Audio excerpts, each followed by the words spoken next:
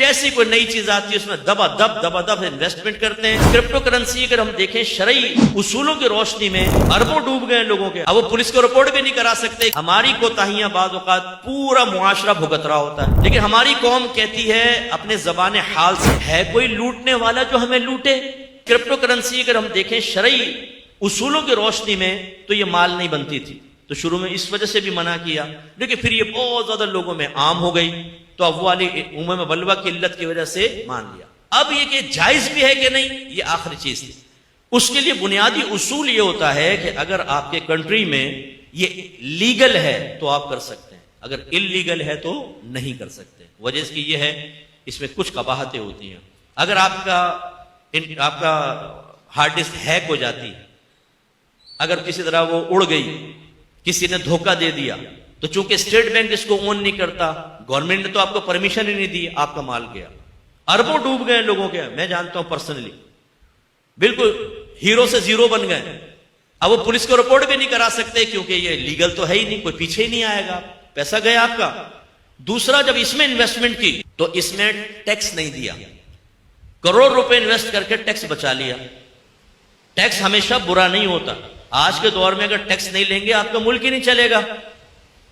تو ایسے جتنا مجھے سن رہے ہیں جنہوں نے کسی کے ساتھ ملا کر اپنے ٹیکس کو بالکل زیرو کر رکھا ہے، آمدنی زیرو شو کر رکھی ہے، ٹیکس ہی نہیں دیتے، فائلر نہیں بنتے کہ ہمیں خواہ ٹیکس دینا پڑے گا.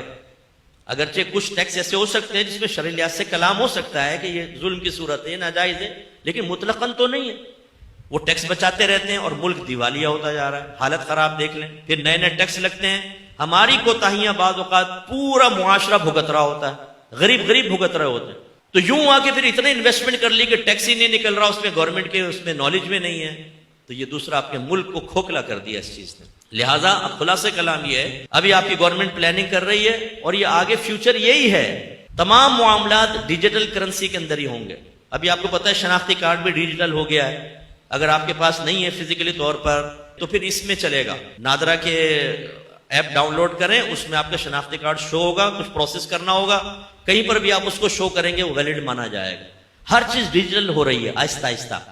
تو جہاں پر یہ لیگل ہے وہاں پر انویسٹمنٹ آپ کر سکتے ہیں. آپ کے ملک میں انلیگل ہے، نہیں کر سکتے. جیسے دبئی ہے مثال کے طور پر، لیکن میں منی لانڈرنگ کی اجازت نہیں دے رہا ہوں، حوالے کی اجازت نہیں دے رہا ہوں، لیکن آپ کا وہاں پیسہ مثلا موجود ہے تو وہاں چونکہ یہ لیگل ہے آپ وہاں انویسٹمنٹ کر سکتے ہیں، وہ پیسہ وہاں کر لیں آپ. لیکن پاکستان میں جب تک یہ لیگل نہ ہو جائے آپ نہ کریں، یہ ٹھیک نہیں ہے. باقی ضمناً میں کہہ دیتا ہوں بہت سے ایپس آئے ہیں، میں نام نہیں لیتا ہوں، یہ پھر مسئلہ ہوتا ہے قانونی اعتبار سے. بھائی اتنا پیسہ انویسٹ کر دیں، یہ اتنا رکھوائیں، پھر اتنے ممبر بنا دیں، ہم آپ کو اتنا پیسہ ملتا رہے گا. ہماری کوئی پروڈکٹ خرید لیں آپ، پھر پیسہ رکھوائیں اور پھر اس پہ آپ ممبر بناتے جائیں، آپ کو کمیشن ملتا رہے گا. یہ ایسی سینکڑوں کمپنیاں آئیں اور آج کہاں ہیں وہ. لیکن ہماری قوم کہتی ہے اپنے زبان حال سے، ہے کوئی لوٹنے والا جو ہمیں لوٹے، ہے کوئی ہمارا بینک بیلنس ختم کرنے والا جو کرے، ہے جو کوئی ہمیں مالی لحاظ سے ڈپریسڈ کر دے، ہے کوئی جو ہمیں کھوکھلا کر دے. جیسی کوئی نئی چیز آتی ہے اس میں دبا دب انویسٹمنٹ کرتے ہیں. اس طرح کے ایپس کون چلا رہا ہے، کون آنر ہے آپ کو نہیں پتا ہوتا، کون ایڈمن ہے نہیں معلوم. نتیجہ کیا نکلتا ہے، جب آپ ممبر بناتے ہیں اربوں روپے جمع ہوتے ہیں، سارا ڈوب جاتا ہے. اور ایسے لوگ پھر کسی کے سامنے بولتے بھی نہیں ہیں شرم کی وجہ سے نا، کہ میں لٹ گیا ہوں. پوچھتے کیسے چل رہا ہے، صحیح چل رہا ہے، اور دل میں کہہ رہے ہیں برباد دیا. اتنے میسج آتے ہیں، یقین کریں ڈبل شاہ جیسے لوگ جو ہیں وہ لوٹ کے لے گئے اور پڑے ہوئے. اور یہ ہماری بہنیں، وہ جی علاقے میں ایک وہ بابا جی آئے تھے، انہوں نے کہا تھا گولڈ دے دو، ایک بالی کے 2 بالی انہوں نے بنا کر دکھا دی، 2-4 دفعہ پورا گولڈ لا کے حوالے کر دیا. وہ انہوں نے کوئی چیز کھلائی پلائی یا کوئی ایسا کر دی، بے ہوش ہو گئی، اٹھی تو متاع حیات ہاتھ سے جاتی رہی، پھر بعد میں پچھتا رہی. تو خلاصہ کلام یہ کہ ایسے ایپس میں انویسٹمنٹ کرنا جس میں دھوکے کے امکانات ہوں، اس کو شرعی لحاظ سے غرر کہتے ہیں، غرر کے امکانات ہوں، وہ شرعاً جائز نہیں ہے. یوں انٹرنیٹ پہ آپ انویسٹمنٹ کریں، پہلے علماء سے معلوم کریں.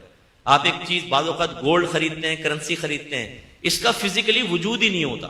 ایک ویب سائٹ بنا لیتے ہیں، اس میں کرنسی دکھا دیں گے، گولڈ رکھا ہوا دکھا دیں گے، بھئی آپ پرچیز کریں، ہمارے اکاؤنٹ میں پیسہ بھیجیں، اتنے کے آپ مالک ہو گئے، جب قیمت بڑھے گی ہم اس کو سیل کر کے پروفٹ آپ کے اکاؤنٹ میں بھیج دیں گے. جب فزیکلی طور پہ چیز عموماً ایسی ہوتا ہے، میں نہیں کہہ رہا ہوں 100% ایسا ہوتا ہے، ہوتی بھی یہ چیزیں، لیکن اکثر ایسی ہوتا ہے کہ وہ کوئی چیز نہیں ہوتی، آپ نے پیسہ بھیج دیا، اس کے بعد وہ کہتے ہیں کہ یہ لو پروفٹ، اصل آپ کا بھی پڑا ہوا ہے، پھر کہتے ہیں کہ چلیں جی اور انویسٹمنٹ، آپ 10 کو اور بلا لیتے ہیں، پھر وہ بھاگ جاتے ہیں۔